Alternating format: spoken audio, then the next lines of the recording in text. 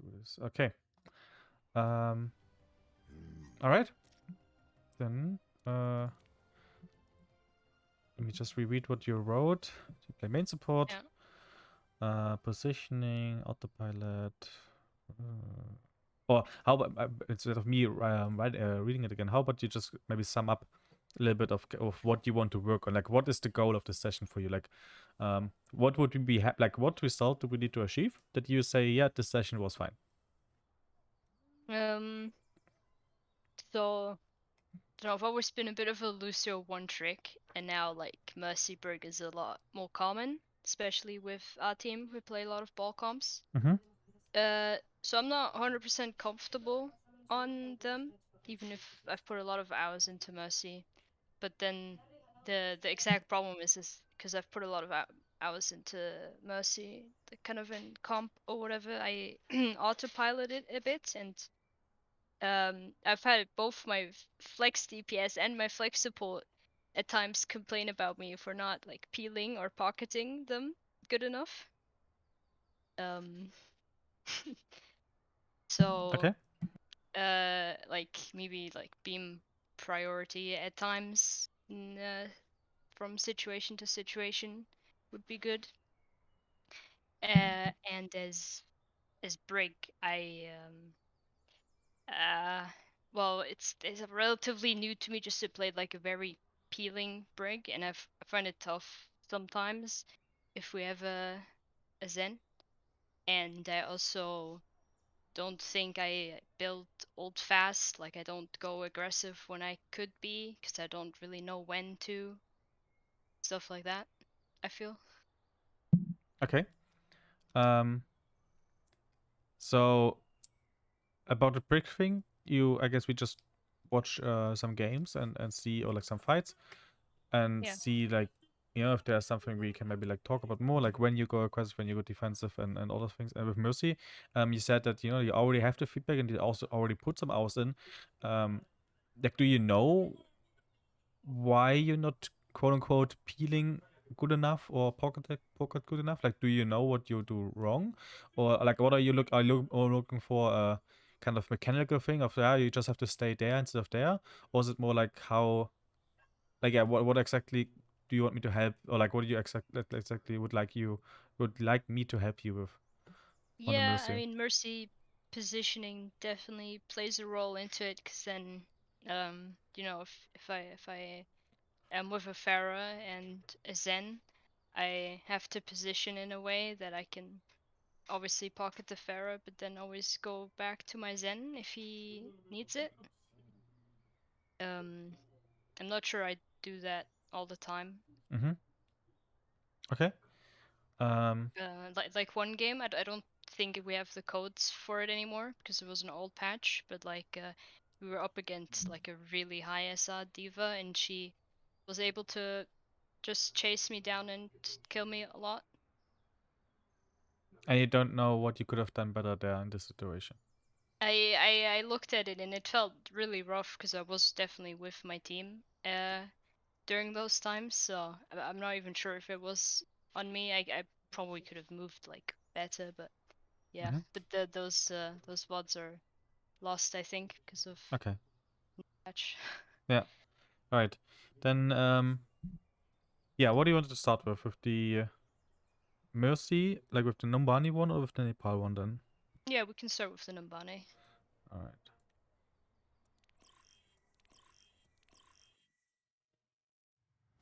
Traveling to Numbani. Ready for battle. Then let's take a Greetings. look. Ready for battle. Are you the red team or the blue team? The red team. I'm a shiny carp. Okay. There you are. There you are. Okay. All right. Then maybe, obviously this is from the tournament game, right? Like where you play with a team. Yeah. Yeah. Then how about we at least quickly go over the comp a little bit so that we're on the same page on what your job is, and then we just like watch the fights and see, okay, like where can you maybe do a little bit of things better, or like what are the things we want to talk about. So right? Like, how about you just tell me from this comp, how do we kind of get kills? Like, how do we expecting to win fights? Obviously, to win fights, right, we need to get kills. So what are the ways for us to get a kill with this composition? And then later on, but in others later in a different question, what you have to do or like how can you help there? But maybe first as a team, as a thinking about our whole team, like how do we get kills? Yeah, I mean we've got a lot of poke, but then also quite a bit of dive with the ball. Like usually our ball or our Pharah scouts first what they're running, where they're set up, the enemies, and all from that point we can already send some spam in while our ball can set up according to where they are. Maybe even a soldier if he feels like taking, if there is a flank he can take well. Yeah, and then once we've gained like an advantage or we got like some resource out with the poke, we can go in and get kills. Like I don't know, we got not against the enemy team now, but we got a lamp out or something with a few direct hits with damage boosted rockets. Okay. So is this the only way you get kills, basically? That you say, hey, we basically our ball and our divas are the ones getting kills because they're the ones diving? No, I mean the diva can also like stay back in PL for a bit and like just punish their dive while our ball's disrupting them, or we could play for the nano and nano Pharah usually. And how do we get kills then? If you you said you said that we'd survive, and then the nano Pharah, like how do we actually get to the killing pot? Because in the dive pot you already said it, right? Like we jump in, we are close range, and we just like shoot them down.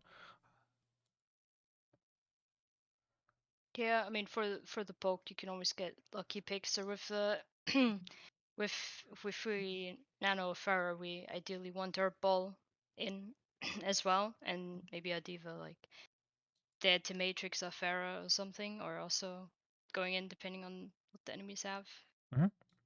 Okay. Yeah, sure. Like I was more like thinking about, like how does the soldier and so get kills, how does Farah get kills, like if she's not nanoed. And I mean, I guess it's obvious. I just feel like it's important to like to think about this, that right, like how we dive and diving and kills is obvious, but we can also just get kills, like basically what you said, right? We get picks consistently if the enemy team does not have any cooldowns anymore. Like if the monkey has no jump, no bubble anymore, then he's in the open, or like he has low HP, then he dies obviously. Or if we have the other has no nade anymore, or whatever, or the McCree has, like they have no more cooldowns to protect the McCree. So basically, it's all about like, hey, we need to make sure that we kind of spam, and then obviously they will not have unlimited resources. So the moment they have no more resources, then we get the picks. There's no dive, like without any dive or without anybody jumping in exactly, right? Yeah. Okay.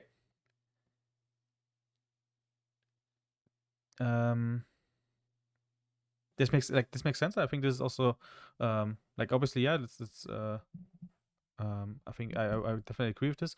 I think one thing I personally think is important to think about this, right? Like you just also mentioned, right? That's why I also wrote it this way. You said that like, hey, there's one like dive component, and there's like one poke or spam component. And I think it's important that we as a team don't say, oh, this ball or diva or like they're always diving, right? Or like they're always in this kind of pocket, and the Anna or like the, I don't know, the soldier, they're always in the poke pocket. I think at least, yeah, from my experience, it's better that we think about it like, hey, we as a team have these two options to play around, like these two strategies. Like we can play this dive strategy, we can play the spam strategy with these heroes that we pick. And then we decide as a team, hey, because for this situation, because of this scenario, because of maps, ultimates, positioning, and so on, we now decide as a team, like all 6 of us, that we play this spam strategy, right? Like all 6 of us do the same thing. And then all 6 of us should make sure that, okay, like what is spam? Like how do we get the most resources out? Obviously, if we take angles, like that's kind of the core behind the strategy, that we need to secure different angles. And then the ball is not there to kill an Ana in the backline. The ball is there to make sure that, for example, our soldier or our Farah can take these angles and spam from there to force cooldowns and then get kills. Yeah. And obviously this mustn't mean that we have to go, like if this is kind of here the time of a fight, it doesn't mean like, hey, we next fight we just play spam and then we play the whole time spam until we get a kill. It can definitely be like, as you mentioned it before, like, hey, we first make some space for us, put our Ana or soldier in a good position, then we spam from there. And then we say, oh, look, they are low HP or they have no more cooldowns or whatever. We can now dive in. But then we dive as a 6-man, like then I also want to see the Pharah being aggressive. I want the D.Va going aggressive, right? I want to see the soldier looking for like some Helix rockets or something. I want this Ana to like look for nades. Like we use obviously aggressive tools to, as Dive obviously mentioned, like to burst somebody down really quickly. So we can basically make a swap of strategy and go for this strategy. And then either we kill them there or not, or we can also say, we didn't kill them completely, or like something happened and we just go back to spamming. Like we just as a team decide, hey, it's better for us in this situation to just play a bit slower, or like play for the spam strategy again, and so on.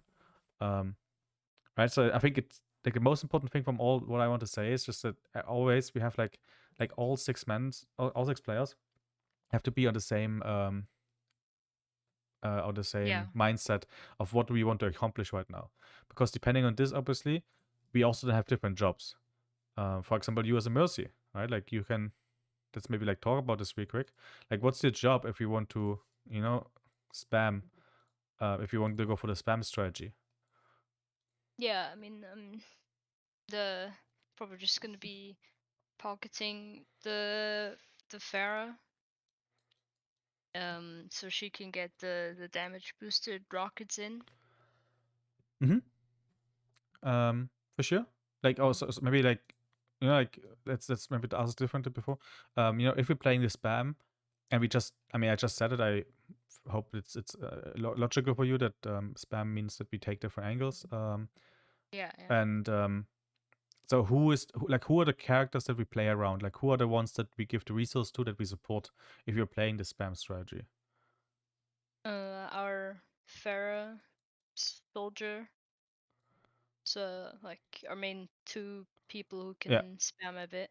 Yeah. Exactly. It's a Pharah and a soldier, but I mean, why is it them? Because they are just do the most amount of damage from long range, right? If there would be a Sen, then maybe there's a Sen also into there, basically. But we play around, make sure that they kind of shoot from different angles. It's important that they're not staying at the same page, but that they shoot from different angles, and that we help them to secure this.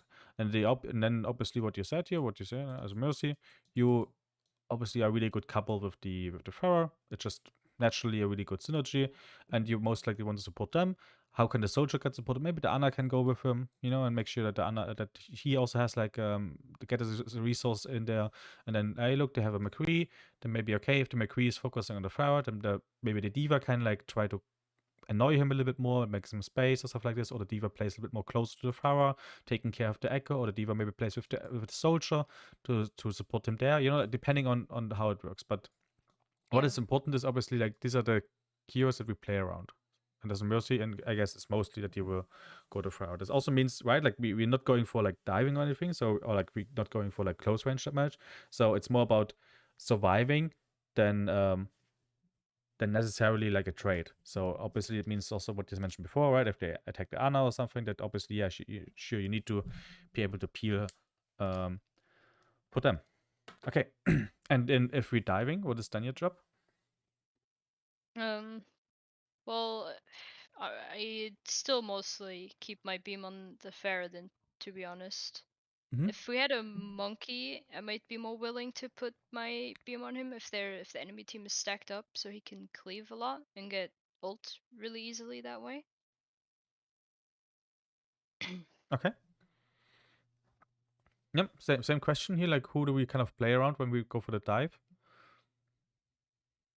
Well, you want to support the tanks who are quite divey. But then if we dive in, our Ana is a bit more vulnerable as well. Okay, so our Ana is, yeah, definitely she's not like basically I'm asking for like this, right? Like who do we support? And you just said the tanks. It's obviously like it's a bit strange with this composition because you play like the soldier and the flower. Like traditionally you played with the tracer to actually have a tier that dives in because the tanks itself, like they're really great for making space or like getting attention and so on, but there is not really like like this character that like dive is obviously all about burst damage. So who has the most burst damage? I would maybe even say the Pharah if she goes like close range. So at the end of the day, Yeah. I think what will happen is that the ball and the diva will most likely make space for the Pharah, so the Pharah can go really close and look for this like almost like melee rockets and so on.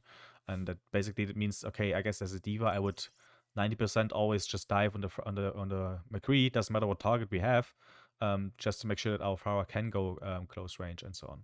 And that's also, I think, the reason why you said, right, that you want to like pocket there the Pharah, because she is still here the one that we play around. So the like the ball and the diva, they just make space for the Pharah. Like, of course, yes, definitely can also be what you said. Like, hey, maybe it's here next time the monkey who we actually play around, and we support him. That's can definitely be also be sure. Important there is also maybe like a little bit of a twist is right. Like, it's diving is all about bursting them down. Like we don't, if we play for this dive strategy, our strategy is not to live long enough so that the enemy team, has like dies before us. It's more like we kill them before they kill us. So especially you said like, hey, what's with the Ana? She's kind of alone a little bit if the ball and they are diving in. Do you think this is like, I mean, okay, I don't know how to ask for this, but like, yeah, okay. I just have to say it because I don't know don't know a good question for this. I don't think it's a problem, or like it's not so much of your, let's say, concern. Of course, like I guess sure if the Anna is really like, I don't know, next to you, maybe sure you can give her the healer a little bit. But in theory, what our goal is with the dive is like basically almost trading backline. Like if you do remember back at a really like core dive composition with like Tracer, Genji, Ana, Lucio, it will always like it's always be that they are way better at killing stuff than keeping somebody alive. So they will dive. The enemy team will also dive our Ana, and then it's like which support like backline kind of survives longer, right? And then they just go together. Like then they clash. So this means also for the Ana, and especially also for the soldier, who obviously can also not really help much.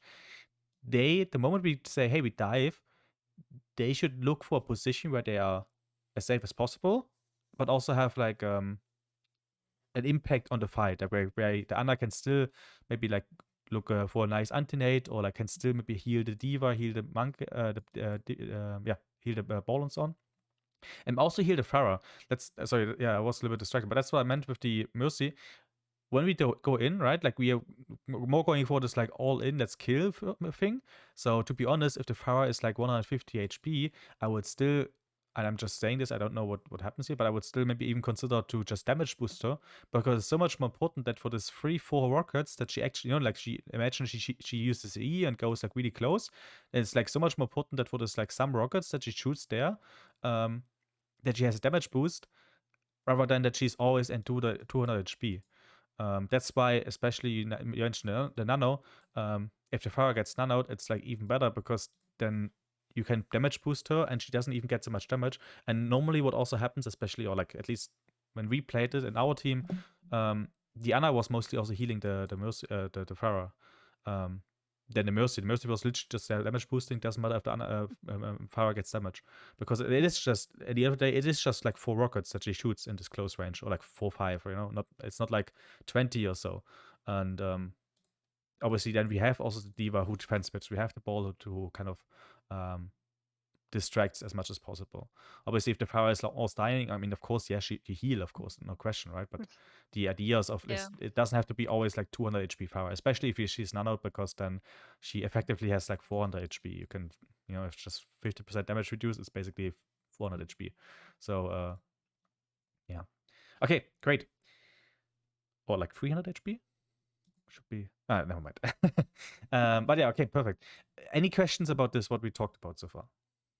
No, it makes sense. I think I heal more instead of damage boosting, so that's already something to consider for me.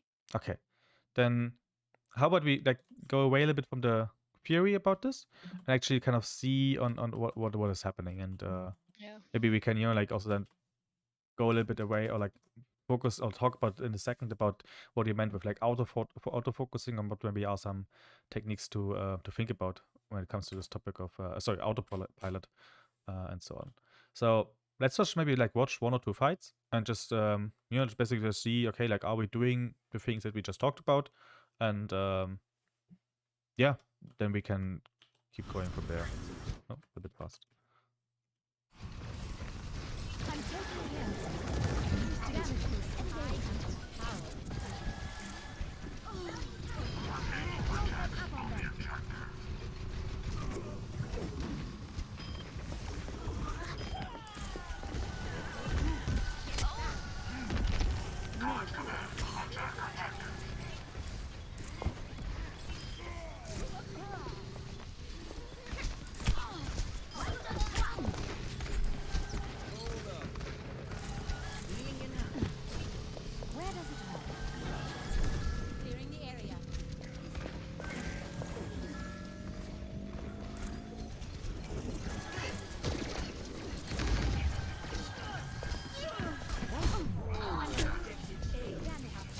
All right, I guess fight is over. Yeah, anything where you say, yeah, this was really good, you did this really well, or also something where you say, maybe I could do this a little bit better. What are your thoughts about what you just saw?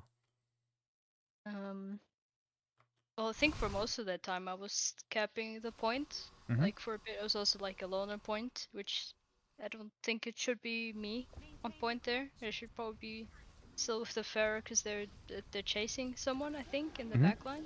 Okay. Which I probably need to be with them. Okay. Yeah.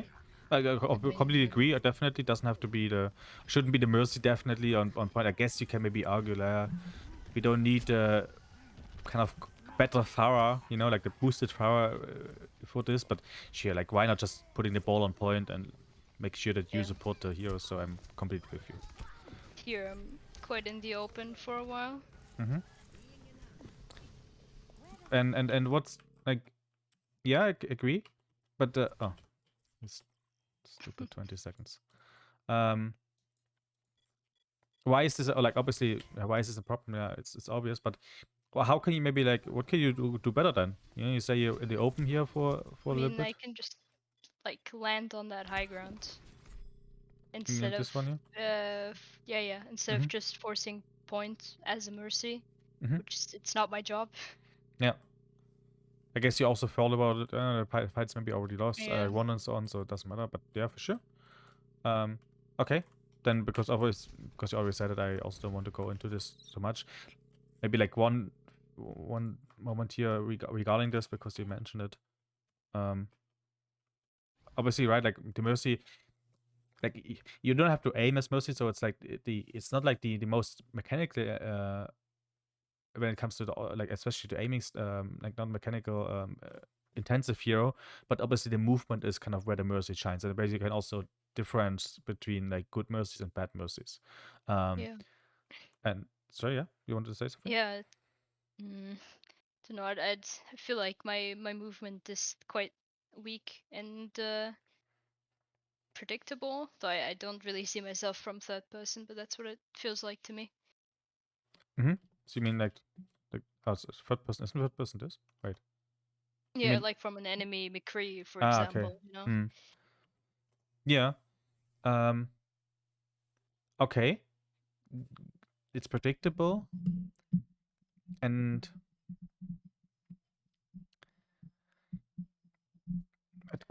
is it possible for you to like to specify a little more, like what you think, like obviously if you know what you're doing wrong, if you think like, hey, I know you're too predictable, then sounds like a stupid question, but why are you not trying to change it? Do you not know how to change it, or is it more like a focus question, like because you said a lot of things, especially at the start of the session also, that you always come, like you at least told me like, hey, I'm doing this and this, or like I'm autopilot someone, like you basically normally people come with me and say, how can I do this better, or like how can I don't know, I feel like, I get no value or stuff like this.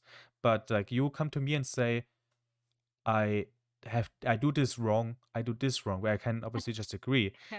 So is it more like a question of you don't really know kind of what else you can do for it, or you don't maybe also have feels like you cannot really practice it? I try to, I just try to like see a little bit where I actually can maybe like help you to the most efficient way. Yeah, I guess. I mean, I often just like in the matches or even in scrims, I sometimes just don't think about it until McCree starts shooting me, and then I'm like, oh shit, gotta be unpredictable. Okay. um, So it's yeah. you say it's a bit of lack of focus then? Yeah, I like between fights. I also like some the main support. I ult track, Yeah. and that's relatively new for me. So a lot of my attention goes to ult tracking still. I Mm-hmm. feel. So I can't like, especially while I'm ult tracking, I don't really like think of other stuff or Yeah. think about what I need to be doing. Yeah, but it is between the it's between the Yeah, fights, it's right? usually between the fights. Yeah. So I don't know. okay, it's fine. Like that's exactly where I want to go at. If you say I don't know, then it's where I'm coming in. But yeah, okay. So basically, you tell me a little bit. It's a focus thing, and maybe I can just maybe tell you something about this. Obviously, I'm also not an expert or like haven't studied this and so on. But what I think at least is really efficient is that you considering that we say, hey, you're playing Overwatch and you're scrimming to get better, right? There's also completely fine if you say like, hey, I'm playing it, or like especially this scrim, I don't care about improving, I just want to have fun. This is completely fine. But let's assume, we only think about competition here and think about improvement. Then I think one more efficient way of practicing is this focus that you say, hey, that you already do, that you say, hey, I know that my role requires or like my team wants me to ult track, and I also accept this, so I need to get better at this. Then now Yeah. ult tracking is kind of the thing that you practice, and obviously you cannot really practice ult tracking, at least not as well and ranked. So obviously you need to use the scrim time for this personal goal. You have your Yeah. personal goal, and this is kind of ult tracking, and I completely agree. Like ultra, like this is like, especially if you start with it, this takes a lot of your brain power, a lot of like thinking, especially also in the middle of the fight, because you still need to kind of remember, okay, like, hey, this McCree just used this and so on, and you only have to like specifically look for it. So if you say like, this is my personal goal, then I think it's completely fine that let's say 80% of your brain power you use to kind of get better at this. But obviously, this means also, and you should also be aware of this, that if you put a lot of attention to this one thing, that obviously you're normally, I say, aiming and so on, but also especially mostly like positioning on so God's worse. Your focus on when you damage boost, when you heal, like things like this, like they obviously all get worse because of this focus. But I think this is a really like this is not a bad thing. It's just more like a like understanding of like, hey, it's just like I practice this thing right now, so of course my other things get worse, but I need to get this ult track on a level where I'm confident on this. I say, okay, I can relatively do this, and then maybe next time you say, okay, now I have another focus. For example, is the positioning, or you say, okay, I'm done. I'm not really focusing on anything like specifically, and you just like implement the ult track into your gameplay. So basically, you just play for like basically the best of your ability. If you don't practice anything, that you mostly play, hey, I just play the best as I can, and there then obviously everything should be like be as on the same kind of way, like on the same importance level. And there you can say, okay, maybe I do mistakes here and there and so on. But in this practice phase, on where you practice on one particular part, I think this is completely fine for you to basically suck at the others. Um, and this is also like, Yeah. for example, when we scrim, like to make it a little bit of a team goal here, like we, especially in our contenders team, we always have a goal when we scrim. We never just scrim and say like, yeah, we just play a little bit. I guess you hear this, like there are this called like practice scrims, experimental scrims. I don't know if you know this, and performance scrims. Like Yeah. these are just three different types with different goals. At practice, obviously, yeah, we want to improve on something specifically. Experiment, we just like try to get information about a composition, about a map, about a different style, whatever. And performance, we just play to win. And at least, you know, like I always also make sure that as a coach in this case that we always have like a goal for the scrim. And then we make it specifically. And then if the players themselves also have personal goals, that's fine. You know, maybe even you can combine this a little bit that we say, hey, as a team, we noticed that our communication is not good, so maybe we want to really practice our comms. Obviously, just practicing comms is a really bad goal because this is way too general. It should be more specific that we say, hey, I don't know, like we play dive and our ball needs to like call more like when he engages. Okay, so like the dive communication needs to be better. Then we have like everybody has their own role. It's like we should always have somebody with a responsibility, so that after the scrim you cannot just say like you can. No, it shouldn't be like after scrim you go and say, hey, have we done it better? And then everybody's like, yeah, I guess, right? Like it should be like, hey, like if we practice comms for dive, then we expect basically that ball puts, you know, like 80% of his brain power on making sure that he always makes, I don't know, a countdown when he dives or like whatever you agreed on. And that Anna, for example, says like, hey, I don't know, like maybe the ball wants the Anna to say where the Anna plays, or like that we have, I don't know, something that you talked about before, you know, something that you want to communicate when it comes to the dive. And then everybody has their like specific thing. And if you say, for example, as a mercy, like I don't really have to call something specific for this dive communication. I will not say like, oh, damage boost, T boost, like it's obviously not the way to go.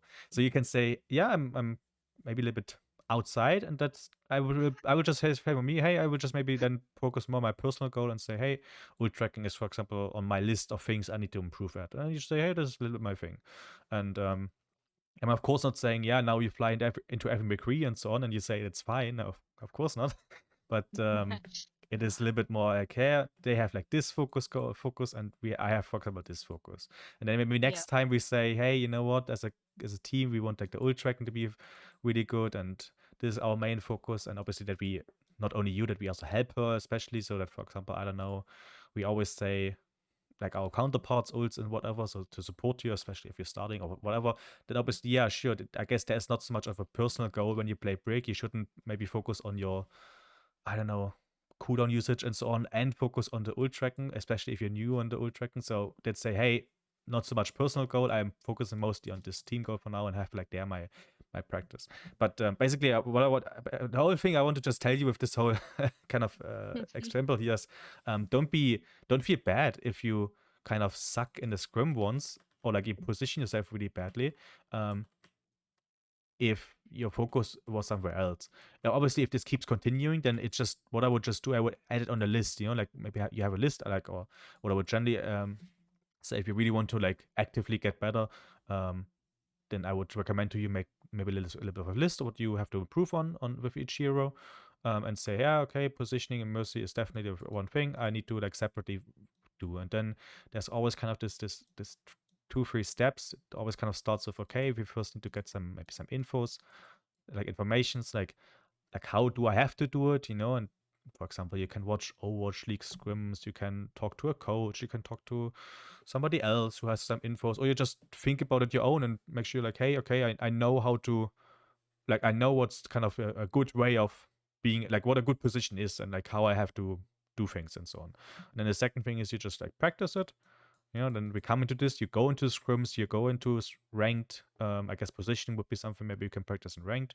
Not everywhere, or like, I don't know, for example, aiming is one of the things. Is you don't need a scrim to practice aim. You can just go to your ranked games, right? And then the third thing is that you review it, which mostly falls flat in a lot of cases, but I think it's really important that you just at least rewatch it a little bit and say, okay, like the question here is basically you answer the question like, is it good enough, or is it like, do I have to repeat it? And this, yeah, if we want, we can talk more about this, how to do it, but there should be at least some kind of controlling process of saying, okay, this is like good enough for me now. For now, like I feel like I'm on a good enough level. It doesn't have to be perfect, but I'm just saying, okay, this is not.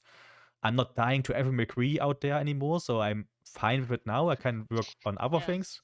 Or you say, nah, I'm just still not happy enough. I have like also maybe higher expectations on myself, or like, I don't know, whatever. Then you have to repeat it. And maybe even then, if you are here, that you say, maybe I have to look for more informations or like whatever. But yeah, okay. I hope this was like a little bit understanding with the whole of this is sorry, maybe to also like catch up the question from before, what you said like do you think like you're autopiloting? Like what I know or from my experience when it comes to like autopiloting, it is, at least from the experience talking to other players, mostly related on this thing on not having a goal, and just kind of playing for playing's sake. Which is fine. You can also, I'm not even, I'm not saying every time you have to be 100% focused. You can also just play to enjoy, but then don't feel bad of like, oh no, I died here. Kind of like, okay, then obviously if you're just like playing with not so much of a focus, then I make like obviously you make mistakes, right? So if you feel like, hey, I'm auto-focusing a lot, or sorry, auto-playing a lot, then maybe you say, okay, like what do I actually want to achieve? And like do you want to be, for example, also like play as best as possible? Okay, then then you really actively think about what is my job in this composition, like when do I have to like peel for Anna, when not? Like and obviously you can just do this before the match or maybe when you're dead and so on. I would just recommend before, if you're dead, and the fight is, and your team makes a fight plan, that you actively then think, okay, like what is literally my job, like actively my job right now. Like for example, we say, hey, we want to nanovise next fight, then like you actively think about, okay, do I really need to, like, should I now be more with the soldier? Should I be now with power? Like, there's something changed? Like, is there something maybe like, hey, they have nano monkey?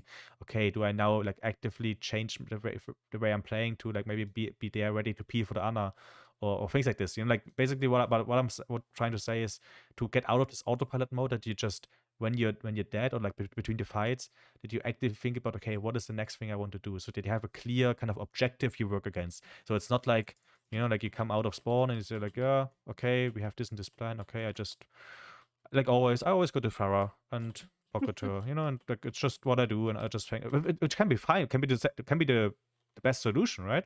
Can be completely correct. But if you come here and say, okay, we play this again, we make a nanovise and so on, we pocket him. Okay, I think for now it is again the best solution for me to stay with Farah for different reasons, and perfect. Then you already have kind of a guideline for your for the next fight a little bit in your head.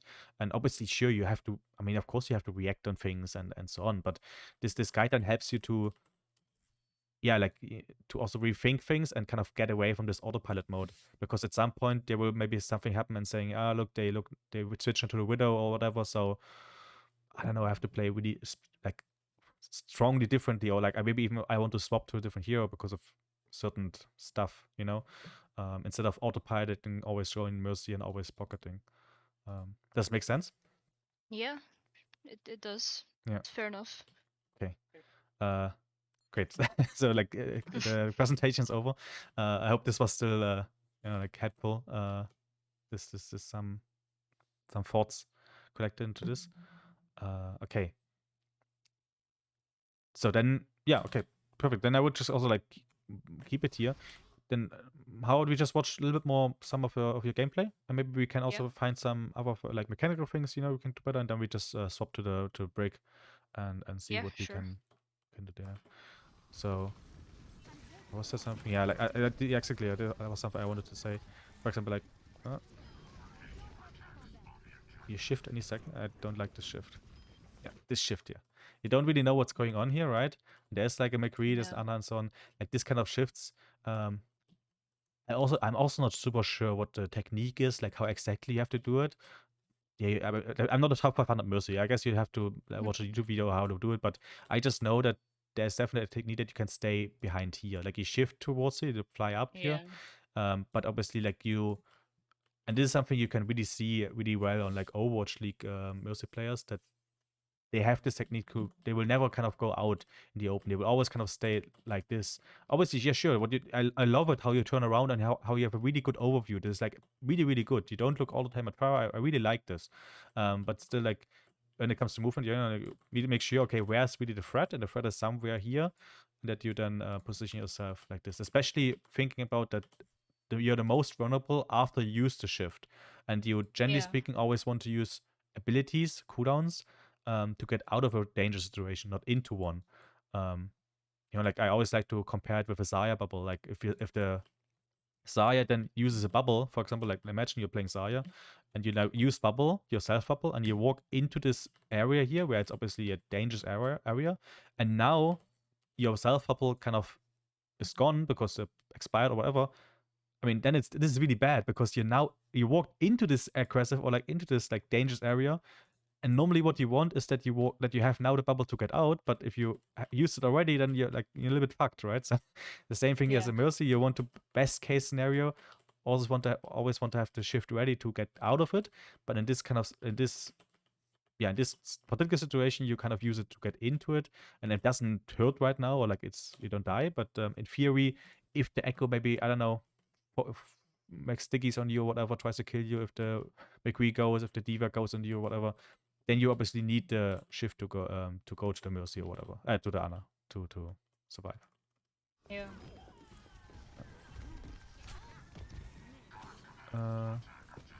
Yeah, and I think then we just skip to the next fight so we see a little bit more.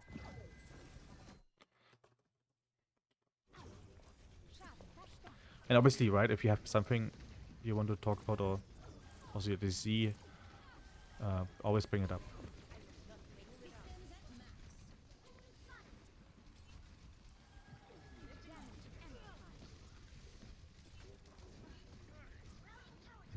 Like, obviously, I'm really nitpicky. I just say it. Right now, I'm just saying it for the concept a little bit. For example, right now, right, like our Farah, like is going aggressive. She is also nullout. Normally, if I see a nano Farah, I expect her actually to be like more like this range from McCree, but doesn't matter. Okay. Right, like right now, she is also like you even know that she is defensive and so on, or she is not like really inside enemy team. So it's even one more reason for not healing her up, because it doesn't really matter right now if the Farah is 200 HP or 180. She will still not die in the next seconds, or like, but basically, or she's still in this modus like, hey, I got none out, I go aggressive right now, and basically she has this full clip like the 6 rockets, which need to do like she really hardly tries to do something. So I would basically what I want to say, let her on 180 HP, like don't really care about it so much, and like make sure that, I don't know, I would start healing maybe when she's like here or something like this, or if hey, she's right now crossing like this dangerous path, or like she's really in the open, then okay, we can also say, hey, I'm just healing her to like really make sure that she just survived this. But yeah, you get what I want to say, right? Yeah, it's what I meant with I do think probably healing there in those moments. Yeah, exactly. And this is like, this is a great thing. You just like you already knew it basically. So you just write it down maybe somewhere on a paper or something like this, or I don't know, whatever list or something, and say, okay, this is like one other thing I need to maybe actively focus on in a scrim or in a ranked game to kind of get away from this maybe like bad habit or something like this. But and obviously when you focus on this, like let's call it overheal, then of course your ult tracking will get worse. Your positioning will also get worse. You just have to like accept it to make sure that this bad habit kind of goes away. And then when you say, "Yeah, I think I don't do it as much anymore," then hopefully it's kind of into your fingers already that you can focus on other goals like ult tracking and so on, or whatever. But you still don't overheal as much anymore. Like that's, I think, in my opinion, the way of actually improving on things actively. Yeah. Yeah.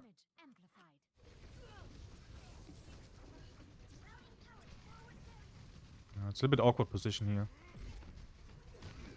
Yeah, like I don't want to like shift blame or whatever, but I don't think I was probably scared of my Pharah just going in without me like telling it, and then me not being ready for it. Yeah. Yeah, no, I So, exactly I like think that was why I was a bit out in the open here. Yeah. But still trying to hug the wall. Yeah, no, perfect. Exactly, like I didn't also meant it like that you were in a strange position. It's just a little bit strange because like it feels like that they have this whole area here. It's like my problem is a little bit if they cross this corner at some point. And this is like, I'm not even talking about mostly you. I'm talking, I guess, mostly about Farah. If they kind of cross this point, and they see you like this, like the next corner is all the way over here. So it's like basically a long way. So I think if I would play, if I would be the Pharah, instead of like playing like this corner and making sure like, hey, I shoot at them, I would always play like this corner, because then I can like way better like angle myself depending on what I want to do.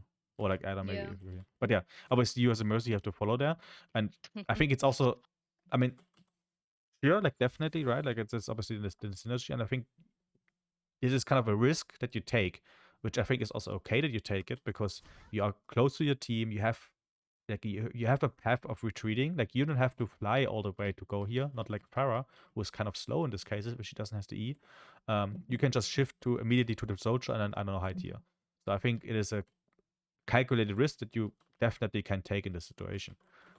Yeah. And if you're obviously uncomfortable in this kind of things, and you know that, hey, your Farah is doing this a lot, I don't know, then I guess talking about it, or if you're saying like, hey, I will just kind of, I don't know, play here, and I will like follow you. I will not constantly do damage boost you when you go in. I'm there with you, but I have to play a little bit more safe because of whatever reasons.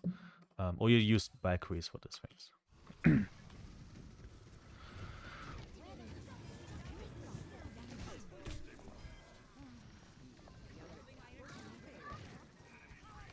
Sorry, it was a little bit too fast also.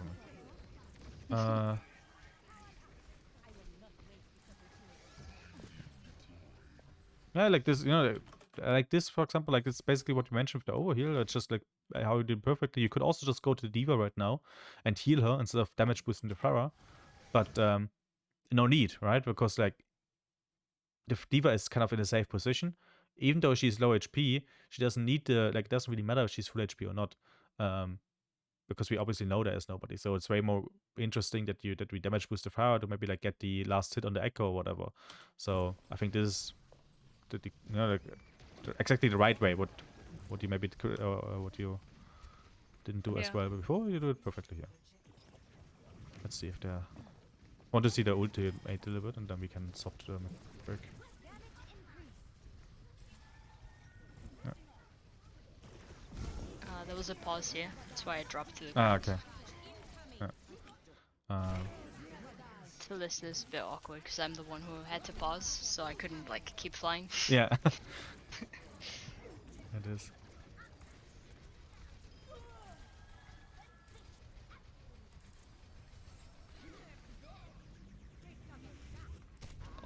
Unfortunate.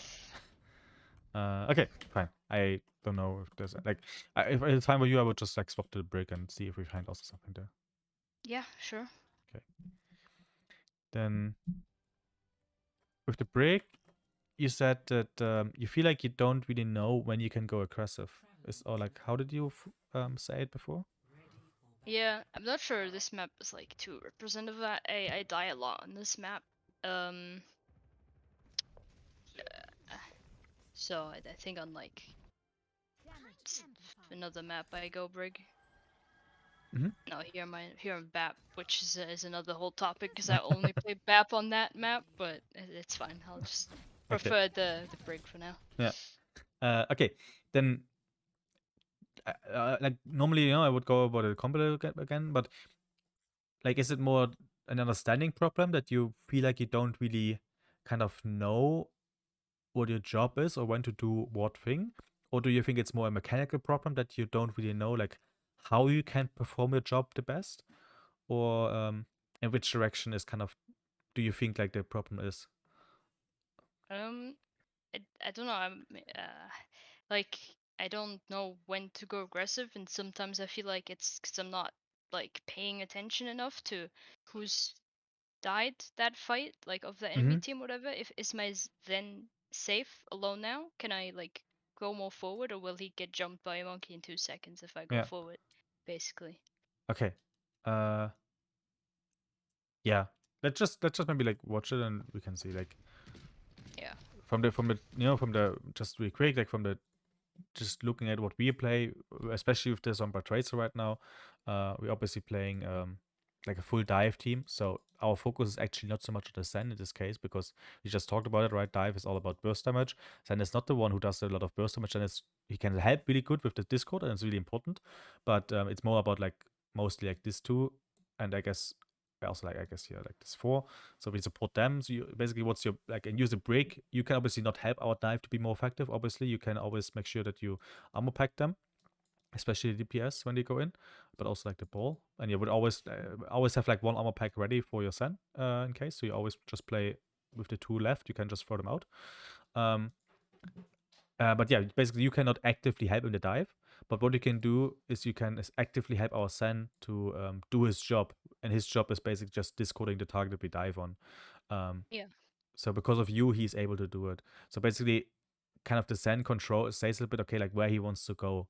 You then kind of follow him and prevent any aggression. If you now play against a team like this, like a brawl, where to be honest, there is not much backline pressure for us. Like our Sen is not really, like, they don't have a tracer, they don't have something. They also don't have a widow or like a Hanzo or Pharah. Like nothing that is really consistently a threat for the Sen. I guess you can argue it's a Symmetra if they TP, but to be honest, if they TP on our Sen, then it doesn't matter if there's a Brig next to it or not, he's dead. Yeah. So in these cases, you can definitely be a little bit more kind of loose to the Sen and look for some value, especially in a sense of like proccing the Inspire or like I don't know, like defense stunning the diva or something like, or booping away or something like this. But obviously you have to be really, really careful because like one Lucio amp and you're dead. So especially in this kind of situations, it feels a little bit lost with Brig, and I definitely Yeah, have to I was yeah. considering switching, but I don't think I ever did until like overtime. Yeah. Where I switched to Lucio. Yeah, there's called like the class can backline, which is like Anna Sen is a bit of a name for this because obviously there's no peeling. But if you notice that teams play like super defensively, especially let's say this is a Brig here or stuff like this, and they don't have, I don't know, it's a Reaper or like, okay, Reaper is maybe like even more flank in this case. Let's say it's a May, kind of like this. Then I would really consider, because I feel like there is really zero potential that any of your backline can get attacked. So here I would maybe actively think about, hey, is that because you will not get much value other than like healing them, which is great. It's definitely something they can play around, but maybe considering switching to something like an Anna, like a Baptiste or something like this. But yeah, obviously if your Brig is obviously gets more effective, obviously if they have a trace, if they have mirror matchup and so on, because then you can limit the threats, and it's also helpful against the brawl. Not get me wrong, right? It's just you have more limited action, and you need to be careful of what you're doing. Okay, like any questions about this so far? Well, don't really know what I'd switch to. Like, I don't like playing bat with a ball because I feel like I can't really do my feeling well enough. And like, I don't know, I'm a main support. I haven't played Anna properly in ages. Yeah. I mean, like I said, you don't have to swap, definitely not. Yeah. I just know that some teams like to do it, and especially looking at the Asian teams, like Overwatch, for example, you can see this sometimes there against especially these things. But definitely Brig is also fine. Like the thing is, if you play Brig, this is their way stronger. Like you really enable that tries to stomp at the ball to be more effective, which can definitely be good. Like, and you should also use this. Like they will definitely feel a difference if you play Brig or I don't know anything else, because with you being there, they can like cycle way more. Like the ball can make so much more engagements because he gets like kept up for the high HP way longer. Or the Tracer can actively way more, like she doesn't have to go back to health pack every time she gets a shot on or something. So there's definitely a lot of things that Brig is good for. But yeah, let's watch it a little bit here. So we go out, or like let's actually go all the way back. Okay, go in.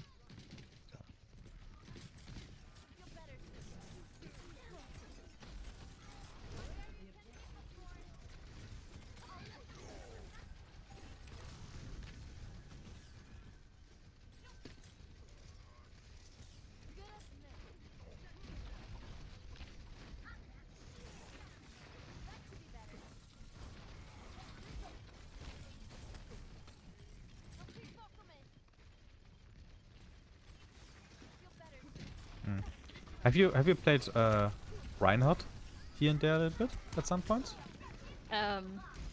Like in comp. Yeah, just yeah. Yeah, you feel like you played Reinhardt here and there a little bit? A while ago, yeah. A while ago, yeah. I'm just asking because obviously with the Brig, with the left, with the melee and with the shield, obviously there are some differences, or like some not different. There are some similarities, and I think what you do here a lot is you hold the shield a lot, which I think is not really necessary. And if you know Reinhardt, right, like his hammer, the damage comes, it's a little bit delayed, right? It swings like this kind of. So the damage that if you start swinging, the damage comes is here a bit late. So basically, what you can do is you can have this corner swings, right? That you start a swing here, then you go behind it, and then even though you started the swing already pressing left click here, you can still hit somebody who is maybe like somewhere here because you then go around to the same page. So what I just want to say is I don't think you have to like hold your shield so often. This is also a problem that you hold your shield so often, because then when you actually need a shield, it is only like this 150 HP. You know, like how long was it now? 150 HP. And you don't really need it in this moment. So what you see a lot is like what you can easily do is just what I recommend to you then and there in this case. Just go to any Overwatch League scrim game, like in the replay view, and just see like how they use the shield, and you will see that a lot of Brigs will just run around with the hold cam left click. So that especially when they go aggressive, they will just literally stay here and they all the time choose left click, and then sometimes they hit, sometimes they don't, but like they're not really actively like using it. They're just like also at the corners, they will just the whole time stay here and like press left click instead of like standing here and shielding. Especially against a team like this, where there is no Widow or something like this, that you don't have to hold shield all the time. If there's a Widow or a Hanzo, different story. But against here, I would like just make sure that you can hold your left click the whole time, and you get maybe some Inspire proc here and there, or especially at corners. Or like especially against Zombies, obviously also super effective for like any divers. But I mean, it's not the case here. Yeah. Other than this, I like that you don't spam your shift so much, like your flare, because a lot of, like, your Inspire I think has I think it's 7 seconds or 8 seconds last. Was it just 6? Something like this. Basically, it's not like 2 seconds, so you don't have to like hit somebody to inspire every seconds. It's definitely like longer than the cooldown of the shift usage. So you can definitely you can make sure that like you do, make sure that you hit it, so that you actually proc the Inspire instead of like spamming it out. So I really like that you do it like this. That you're not spamming it. Yeah.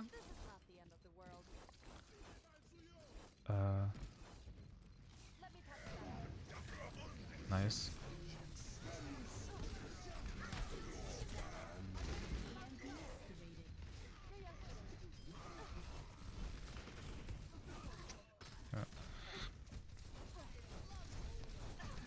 Like, as it always is, when you pocket somebody, or like when you have to protect somebody, it's always a question about like how much do you follow him, how much is he coordinating the things. So especially here, like the Sen was, you were like last fight, you were fighting here, and then apparently your Sen was there all of a sudden. Yeah. It's not like the Sen is the one who kind of needs to communicate things, and if he does anything like extraordinary, then he should say it. If there's nothing extraordinary, then you should expect him, talked in one view about it, that he like normally stays from here. Then it is fine that you control him, right? Like, obviously you should definitely look behind you once in a while, but for at least how we handled it in our team, it is that if something crazy or like extraordinary happened, then the Sen is the one who calls it, and the Brig is still then the one who says, who follows him, obviously, and helps him if needed. Yeah. So yeah.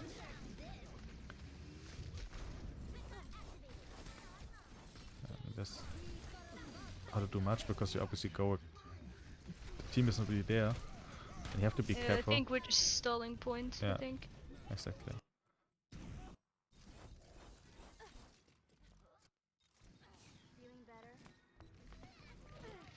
Stalling.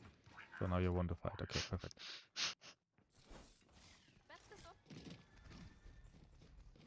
So yeah.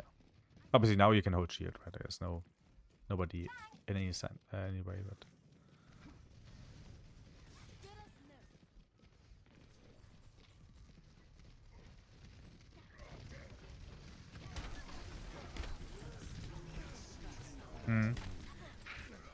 if it was communicated that hey, we will trans this, I'm fine with the stun. If not, get the fuck out. Like this Reinhardt, you know, like you're like so tiny compared to him. You don't have a big hammer like him. You will not, like, even if you stun him, he doesn't really care about the stun. So basically, if I see some, especially obviously Brawl, right? If they see them running towards me, I would immediately now turn around and already like shift click and literally just W, and hope that my team, obviously, when they make this rotation, like they kill the McCree in meanwhile and so on.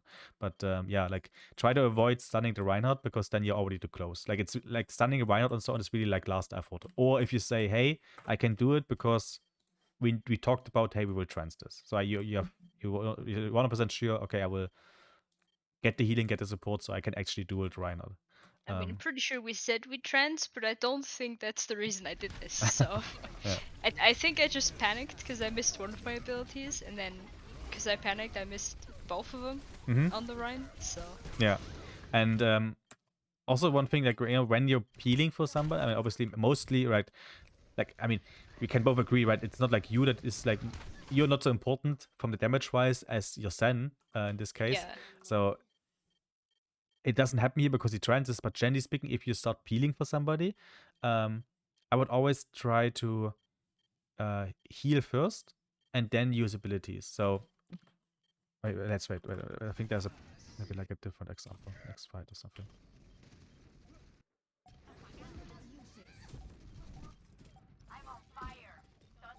I'll look for a better situation.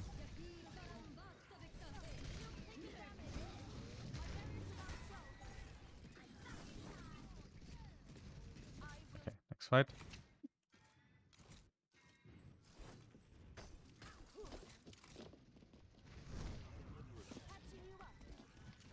So,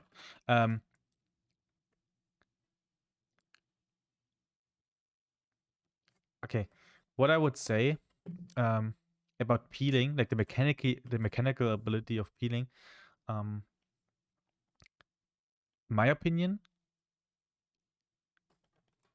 Or yeah. how, I'm just thinking about how I can phrase it in the best way.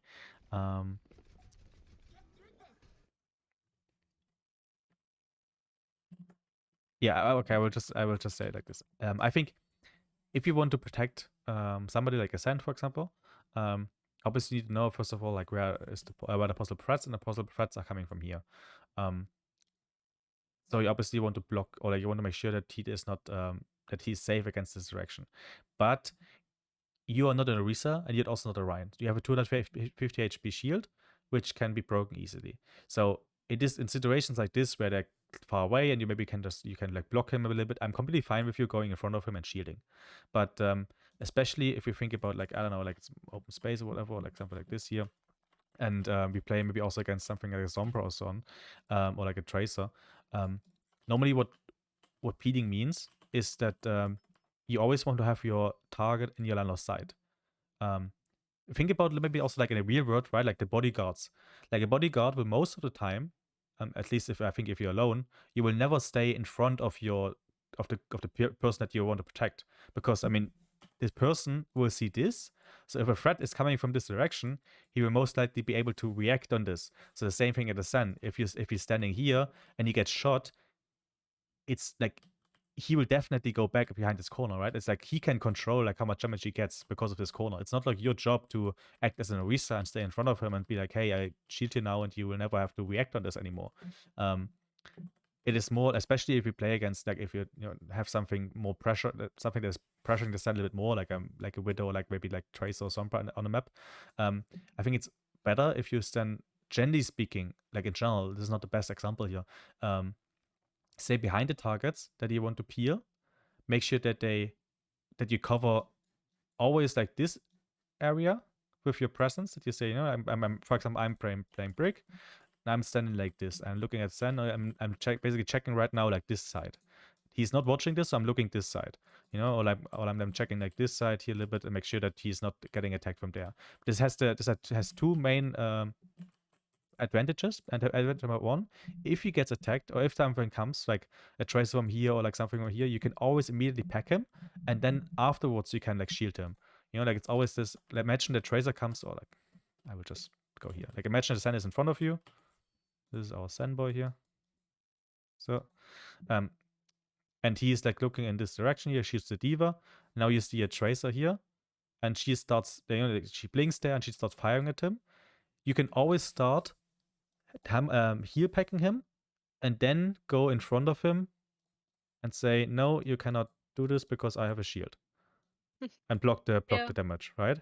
If you're already in front of him, then you have to physically turn around, because I mean the Tracer will not attack you. She will maybe then double blink or something like this in the near future and keep shooting him.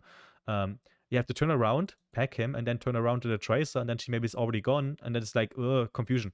And the same thing here. If you help him to attack the diva, I mean, he's now in open space, so I can definitely agree. Like, hey, I shield him because you have no corner, you're in open space, so I'll just help you with this. But normally, what will happen is what is happening, right? Is the Sens, obviously they're not stupid, they also play here. So if he actually gets low from diva, he'll always do this move. Obviously, you can also like this is definitely fine that you shield him, especially if the Sen, hey, can you shield me and I can, make a right click volley or whatever. Completely fine with this, but yeah. Okay, I think you got the idea what I want to say. Yeah, definitely. Yeah, so if you really want to peel for Brig, and it is not like this long range battle where you can just say, I will shield you, so you can aim your right click battle or something like this, or there's a widow that you don't want to peek, hey, I can shield you against the widow, then of course you always want to stay behind him, so you can start the thing with the armor pack, and then you can bash or like left shift click and so on afterwards. Yeah, was also the thing, right? Like where you were standing here and the runner was running into him. It doesn't really matter because we know it's Brawl. They will only come from here. There is no other threat. So I guess it's also fine if you make sure that this threat is not there. But because you're standing in front of him, you couldn't really like shift, like heal him first and then use the shift. If you would stand behind him, you could just like armor him first and then still use a shift to push the runner away and maybe even stun him if necessary. Yeah, I think this is just a neat kind of positioning thing that you can maybe think about in the scenarios. Yeah, that makes sense. Yeah. Pre-healing doesn't help anymore, so if you do it, always do it on tanks. Because the Sen has also his shield, which is amazing to self-heal. So. Yeah, obviously we talked about, right, when can you go aggressive or not. I think this it's fine. This is kind of where you're carefully looking for the moments where you can go aggressive. I like it. Especially what I like a lot. Yeah, like the thing is you do so many things, right? I can't even criticize things because you look for this aggression, but you always have your escape cooldown.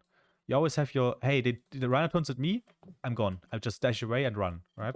And this is really, really well. I think you do this really, really good in the scenarios. Obviously now you have also rally, so you can even like be a little bit more aggressive, but to be honest, if they would all turn around to you, your rally doesn't help you, so I think you use it perfectly. But this is kind of, especially in this kind of scenarios here, this is really your escape tool, and you use it really well because you don't use it. That's the thing, right? You have it ready for the moments when they go for you. Not so happy with this. Like now you go aggressive, okay, because you have trance, so I agree with this. Okay, you can go. Was it really necessary? I don't know, but sure. Obviously, it's also like not really useful to use trance and rally at the same time, but that's another thing. But yeah. Definitely and calling I was gonna rally here. I dropped telling him I'm dropping to rally. But yeah. Exactly. And now you all immediately know, right? Like now you used your shift, your shield bash, and immediately you can even see it. Yeah, you feel it. Like, hey, I cannot really get out. So even though I mean, obviously, it's maybe also like, I don't know, the Sen got all the way away. He was like, okay, I trance you, but then I leave you. I would expect that the Sen maybe stays here a little bit longer with the trance. But yeah, no, like it's a perfect example here because you really feel it, right? So maybe even next time you could remember, okay, against Brawl, even though we have trance, I don't trust him anymore. I will really keep my shift. Because if you don't focus, like, I don't know, if you don't really combo it with anything, like, I don't know, we Diva Bomb and I stun the Rhine, it's like your half a second stun will not make a difference most of the time. It's more like a defensive cooldown, in my opinion, than like the offensive one, if you're not having a 1-on-1 or something like this. So, yeah. Yeah, it's fair enough. Yeah. Okay, perfect. yeah, I really have not much to say. We also like, I guess we don't know if there's much more. I don't think so, because it's just last fight. Yeah, and you obviously stop the Lucio, which makes sense. So yeah. Do you have any last questions for me?